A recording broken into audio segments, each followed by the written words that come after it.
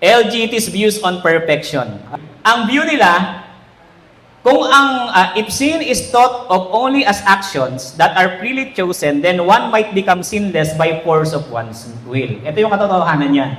Kung ang kasalanan ay gawa lamang, maaari ka talagang maging sinless. Kung kaya ng isipan mo talagang paglabanan ng lahat ng tukso na hindi mo na magagawa siya.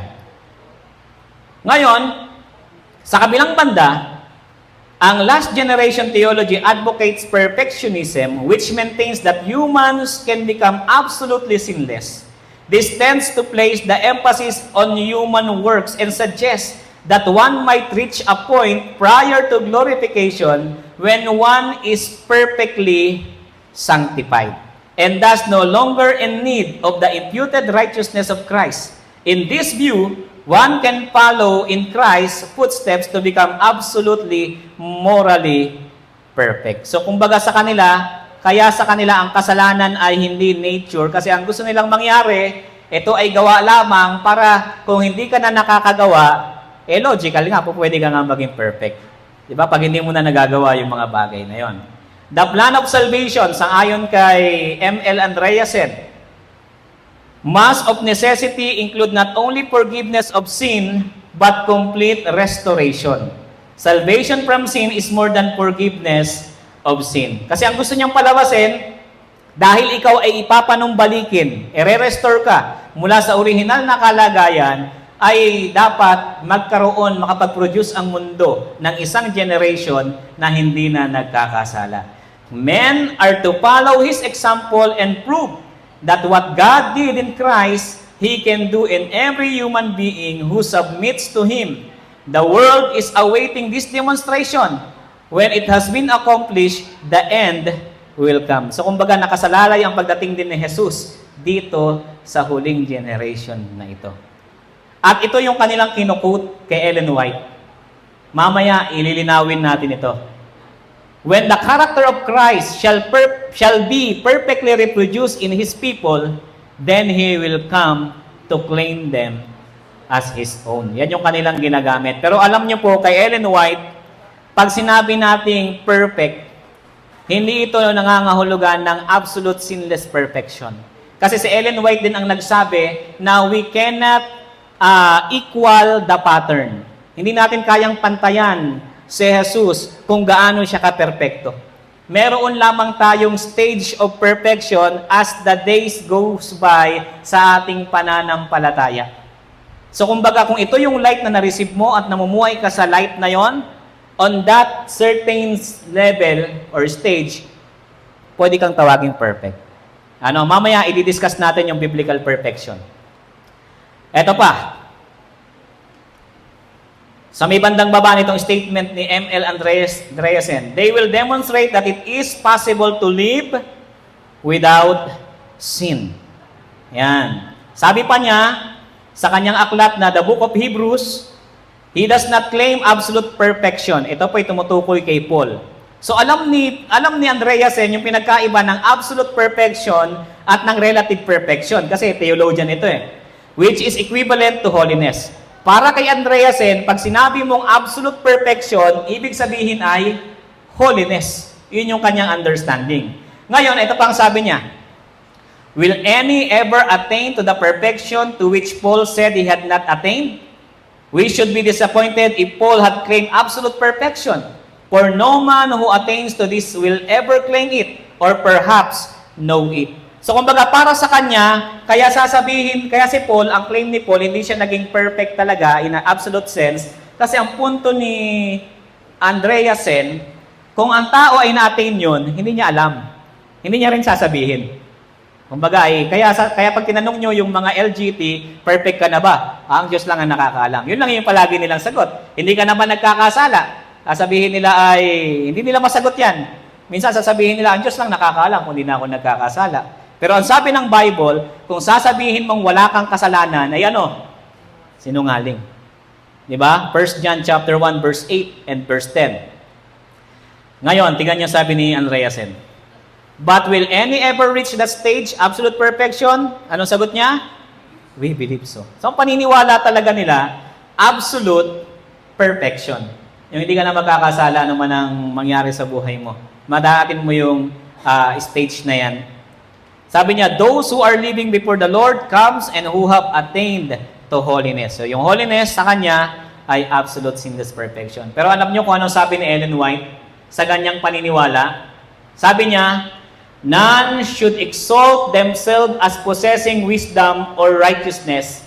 There are many, especially among those who profess holiness, who compare themselves to Christ as though they were equal with Him in perfection of character. This is blasphemy.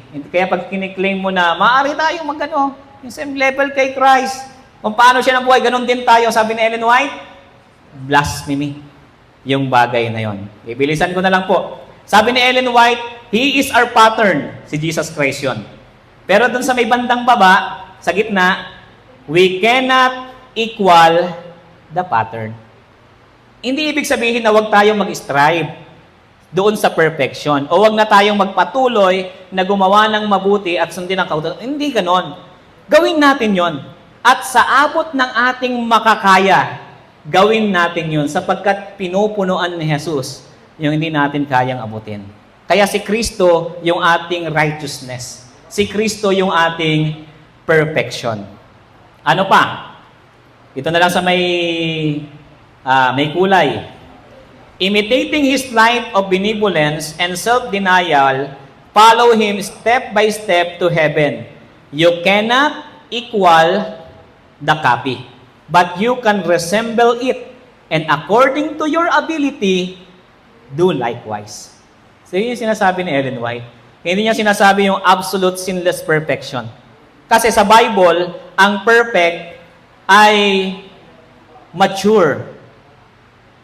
Maturity ang ibig sabihin niya. Pansinin niyo po sa ating fundamental beliefs, page 145. Ang sabi diyan, the words perfect and perfection are translation of the Hebrew tam or tamim, na ang ibig sabihin ay complete, right, peaceful, sound, wholesome, blameless. Sa Greek naman ay teleos, means complete, perfect, full-grown, mature, fully developed, and having attained its purpose. Ngayon, ang paggamit ng salitang perfect, kapag ito ay nakapantukoy sa tao, relative po ito. Anong ibig sabihin ng relative? Ibig sabihin, nakadepende kay Kristo yung ating perfection. Hindi tayo perfect dahil sa ating sariling lakas, sariling gawa, kundi dahil sa gawa ni Jesus. Pansinin niyo, sabi ng fundamental beliefs, in the Old Testament, when use of humans, the word has a relative sense. Noah, Abraham, Job were each described as perfect or blameless. Kaya pansinin niyo, si Noah, tinawag na blameless. Si Abraham, tinawag na blameless. Si Job, tinawag na blameless. Ang tanong, hindi na ba sila nagkasala? Nagkasala. Si Noah, anong ginawa? Nagpakalasing. Yeah? Si Abraham, anong ginawa? Nagsinungaling. Si Job, sa Job chapter 42, nagsisi si Job. So ang punto, kahit sila describe as blameless or perfect, kasi yung word na ginamit diyan, tamim, perfect, hindi siya nangangahulugan ng absolute sinless perfection or absence of sin, kundi sila ay naging blameless dahil sa pagtitiwala nila sa Diyos. Kaya nga sabi sa New Testament, kapag tinawag na perfect ang isang tao, ang ibig sabihin nito ay mature person na namumuhay sa available light, sa best possible na kanyang kayang ipamuhay sa liwanag na kanyang tinataglay or natanggap. Ano pa? In God's sight, a perfect person is one whose heart and life are wholly surrendered to the worship, service of God, who is constantly growing in divine knowledge. Lumalago tayo. And who is through God's grace living up to all light He has received while rejoicing in a life of victory. Kaya nga ang tanong sa ating fundamental beliefs, paano magiging perpekto ang tao? Simple lang. The Holy Spirit brings us to the perfection of Christ. By faith, Christ's perfect character becomes our. Kaya kapag haharap tayo sa Ama, ang titignan, hindi yung karakter natin yung karakter ni Kristo. Ibinihis mo ba talaga si Jesus sa buhay mo? Kung ibinihis mo siya, then, ikaw ay perfect sa paningin ng Diyos. Kaya nga, sabi ng Hebrews chapter 10 verse 14, bibilisan ko na lang ito. For by one offering, He has perfected for all time those who are sanctified. Ano daw? Dahil sa pag-aalay ni Jesus ng kanyang buhay, siya yung nag-perfect sa atin.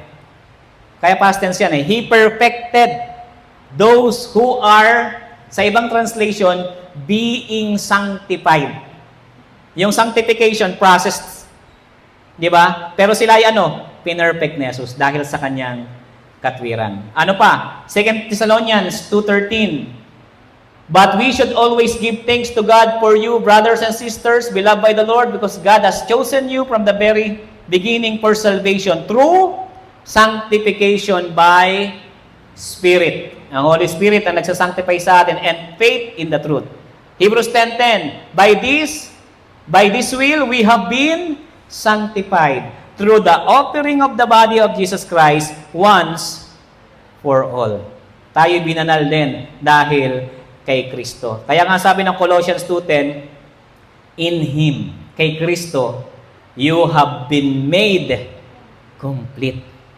Kinompleto ka kay Kristo. Nakumpleto ka kay Kristo. At siguro ito yung huling verse na babasahin natin. Now, may the God of peace Himself sanctify you entirely. Sino ang magbabanal sa atin? Ang Diyos ng kapayapaan.